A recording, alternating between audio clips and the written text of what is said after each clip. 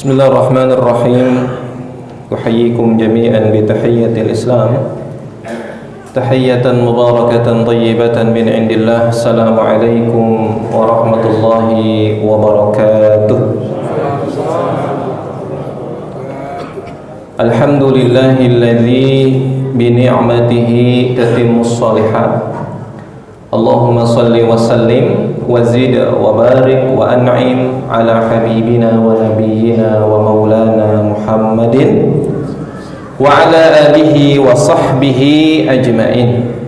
Amma ba'du, fa ya ibadallah, usi nafsi wa iyyakum bi taqwallah wa ta'atihi la'allakum tuflihun.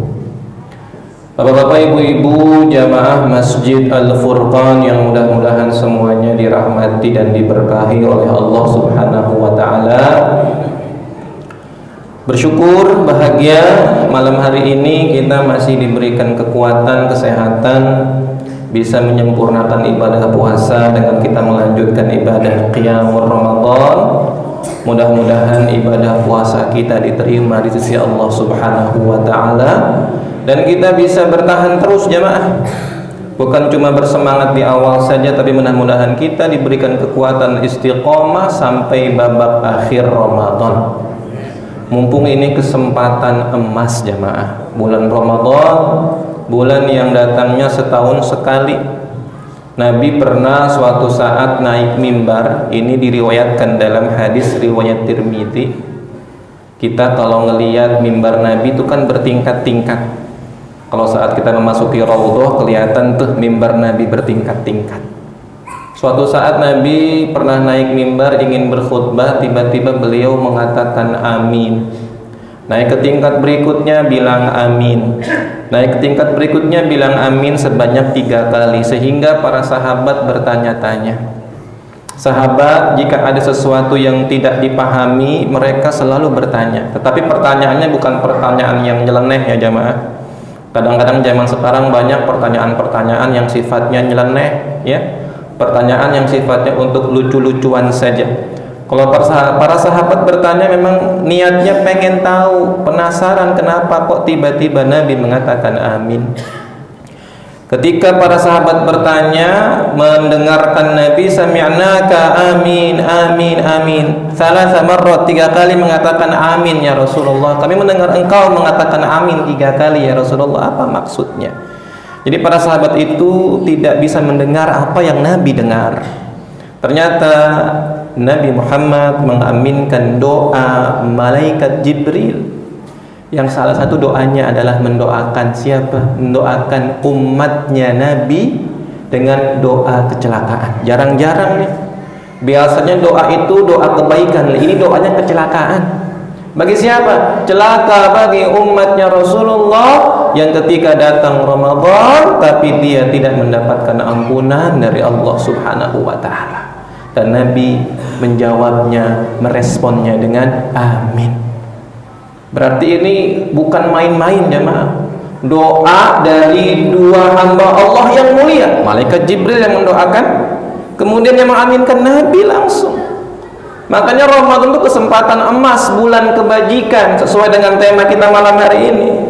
Bulan yang datangnya setahun sekali, bulan kesempatan emas untuk ngumpulin bekal sebanyak-banyaknya. Karena kita semua kan nanti akan pulang kampung, jamaah. Kita semua nih bakal pulang kampung. Bukan pulang kampung halaman ke rumah orang tua kita saja, tapi pulang kampung menuju kampung akhirat yang durasinya bukan seminggu 2 minggu, bukan sepekan 2 pekan, bukan sebulan 2 bulan. Durasinya tulus safar, perjalanan panjang, jamaah. Makanya kalau kita nggak punya bekal, menderita kita.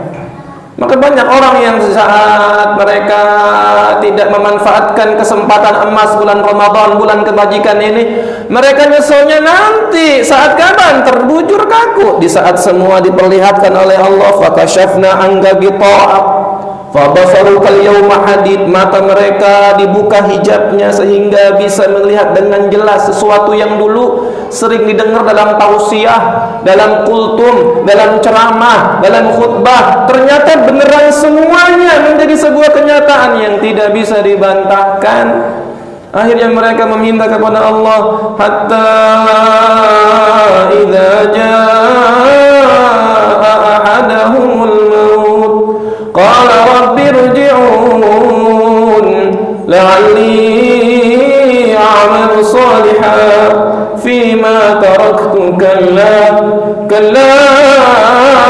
innaha kalimatun huwa qailuha wa min waraihim barzakhun ila yaumi yub'atsun. Mereka meminta kepada Allah, Rabbi, ya Allah, tolong aku pengen hidup lagi ya Allah. Kesempatan emas Ramadan yang dulu dikasih kesempatan untuk ketemu Ramadan, bertahun-tahun ketemu Ramadan, tapi disia-siakan. Aku ingin beramal soleh lagi, aku ingin memperbanyak kebajikan, amal soleh, ibadah, bekal yang banyak ya Allah. Berikan kesempatan sekali lagi ya Allah. Jawab. Mereka dijawab oleh Allah dengan jawaban yang sangat menyedihkan. La, kalla, innaha kalimatun huwa qailuha. Tidak mungkin permintaan itu dikabulkan oleh Allah, karena jeritan saat itu, permintaan saat itu hanya permintaan yang sifatnya omong kosong. Mereka akan terus meraung-raung, minta-minta dikembalikan ke dunia. Mereka sedih selamanya. Sampai kapan mereka menanti-nanti? Ila yaumi yub'atsun, sampai hari kebangkitan. Dan jamaah, kita masih dikasih kesempatan jamaah, maka kita maksimalkan sebaik-baiknya momentum Ramadan tahun ini. Kita tekadkan, kita niatkan menjadi Ramadan terbaik dalam hidup kita jamaah. Bagi yang tahun lalu belum banyak melakukan kebajikan, belum bisa mengkhatamkan Quran, tahun ini niatin jamaah khatam Quran. Bagi kita mungkin di antara jamaah yang tahun lalu belum begitu maksimal tarawehnya, qiyamul lailnya, banyak waktu-waktu yang terbuang, tahun ini tekadkan jamaah. Kita ingin mengumpulkan bekal sebanyak-banyaknya agar kelak nanti saat kita pulang kampung dalam keadaan nyaman dan selamat menuju surganya Allah Subhanahu wa ta'ala. Dan mudah-mudahan jamaah Masjid Al-Furqan semuanya saat pulang kampung akhirat dalam keadaan selamat karena memiliki bekal yang banyak di sisi Allah Subhanahu wa ta'ala. Nabi pernah berpesan jamaah, ya ayuhan nas afshus salam wa at'imut ta'am wasilul arham wa sallu bil laili wan nasu niyam tadkhulul jannata bis salam. Kalau kita pengen pulang kampung ke akhirat dalam keadaan salam, dalam keadaan selamat, dalam keadaan kita bisa berkumpul nanti bersama-sama di surganya Allah Subhanahu wa ta'ala, ingat pesan dari Nabi. Mumpung kesempatan emas ini ada saat ini di depan kita di bulan Ramadan, Nabi berpesan kepada kita, pertama, afsyus salam, tebarkanlah salam.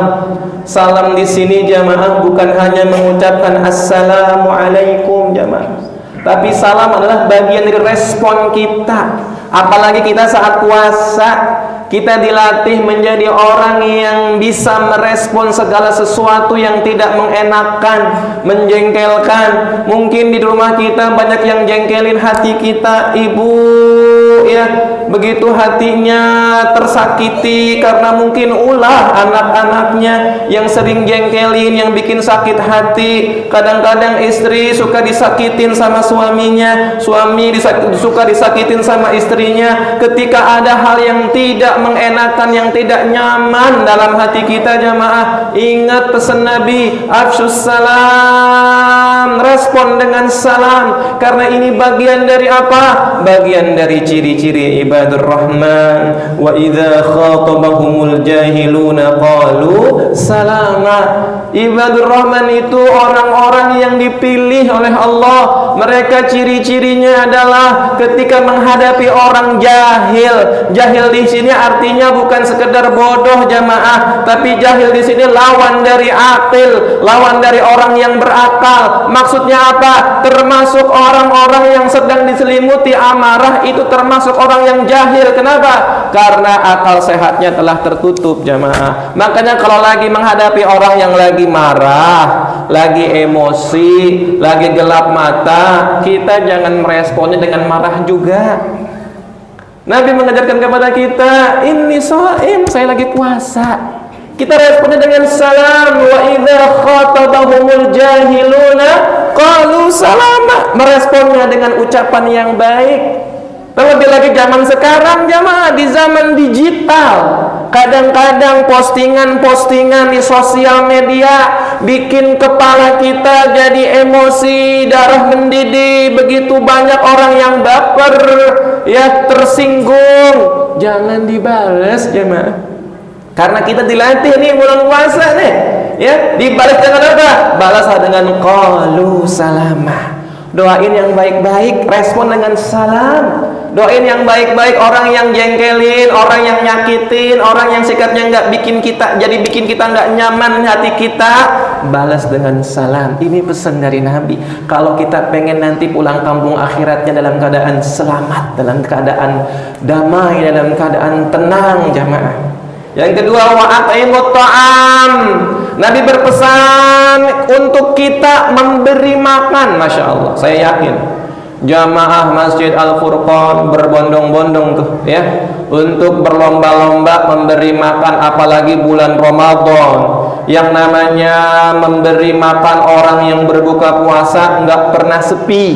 Setiap saya berkunjung ke masjid-masjid, bertugas menjadi imam dan khatib saat Ramadan, pengumuman di setiap masjid itu ketika takjil buka puasa tidak pernah ada kekurangan. Kenapa? Orang bersemangat untuk apa? Memberikan makan, terlebih lagi memberikan makan hidangan orang yang berbuka, pahalanya luar biasa, jamaah. Tapi jamaah, level memberi makan itu level pahalanya beda-beda.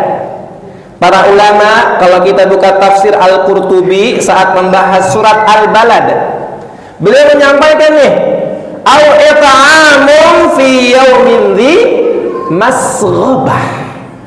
Memberi makan di saat kelaparan, jamaah. Di saat kita memberi makan kepada orang yang kondisinya benar-benar lapar, benar-benar butuh, level pahalanya lebih besar dibandingkan kita memberi makan kepada orang yang masih bisa makan, masih ada duit untuk beli takjil di warung, masih punya uang, masih cukup untuk dia memenuhi kebutuhan dirinya. Ketika kita memberi makan di kondisi benar-benar ada orang yang sama sekali bingung mau buka pakai apaan. Makanya jamaah, baik yang dekat maupun yang jauh kita perhatikan. Mungkin kalau yang dekat-dekat kita udah kondisikan, kita insya Allah di daerah Bekasi ini banyaklah masjid yang menyediakan takjil gratis, jamaah. Tapi banyak saudara-saudara kita doakan mudah-mudahan kaum muslimin yang ada di Palestina, di Gaza khususnya, mudah-mudahan Allah berikan kesabaran dan kekuatan, karena mereka sampai detik ini bingung saat masuk Ramadan mau buka puasanya pakai apaan, jamaah. Bingung pada saat sahur mau sahurnya menggunakan apa, karena sangat kondisinya memprihatinkan. Ketika kita memberi makan di kondisi-kondisi yang memprihatinkan seperti ini, level pahalanya itu beda, jemaah. Ini yang disampaikan dalam tafsir Al-Qurtubi saat beliau menjelaskan au it'amun fi yaumin dzi masghaba. Bukan berarti nggak boleh memberi makan orang-orang yang masih bisa nyari makan, masih aman-aman saja ekonominya. Bukan nggak boleh, dapat kebaikan, jamaah. Tapi lebih ahsan, lebih afdal ketika kita juga menyalurkan kepada kaum muslimin yang benar-benar kondisinya sangat membutuhkan. Yang ketiga, Nabi mengajarkan kepada kita wasilul arham. Kalau bahasa Indonesianya sering disebutnya silaturahmi, ya. Kalau bahasa Arabnya silaturahim, jemaah. Kenapa silaturahim? Karena sebenarnya yang dimaksud silaturahim itu hubungan kerabat yang masih ada, hubungan darah, jemaah. Bukan silaturahmi kepada tetangga, silaturahmi kepada teman SMA, kepada teman kuliah, alumni SD, alumni TK. Bukan itu yang dimaksud. Silaturahim yang dimaksud dalam hadis ini, jamaah, menyambung persaudaraan kekerabatan yang masih satu, ada hubungan nasab, ada hubungan kekerabatan, ada hubungan darah. Mungkin banyak di antara kita yang sempat putus kontak, komunikasi, persaudaraan dengan sepupu, dengan paman, dengan om kita, dengan tante kita. Kita sambung lagi mumpung Ramadan. Dan Nabi memberikan pesan dalam hadis Bukhari, laisal wasilu bil mukafi. Silaturahim yang paling the best, yang paling utama, yang paling keren itu bukan kita bersilaturahim kepada orang yang emang baik sama kita. Kalau itu mah baik, sebuah kebaikan, sebuah amal soleh, tapi standar, masih silaturahim yang standar. Tante kita baik sama kita, kita kunjungin. Om kita baik sama kita, kita silaturahimin. Sepupu kita perhatian sama kita berikan bingkisan. Itu namanya bil mukafi. Masih sejajar, masih setara, masih standar banget jamaah. Tapi kata Nabi, walakin al-wasilul ladzi idza quti'at rahimuhu wasalaha. Silaturahim yang paling the best, yang paling afdal adalah ketika kita bersilaturahim kepada kerabat yang mutusin silaturahim sama kita, yang sifatnya nggak baik sama kita, tapi kita baik sama dia.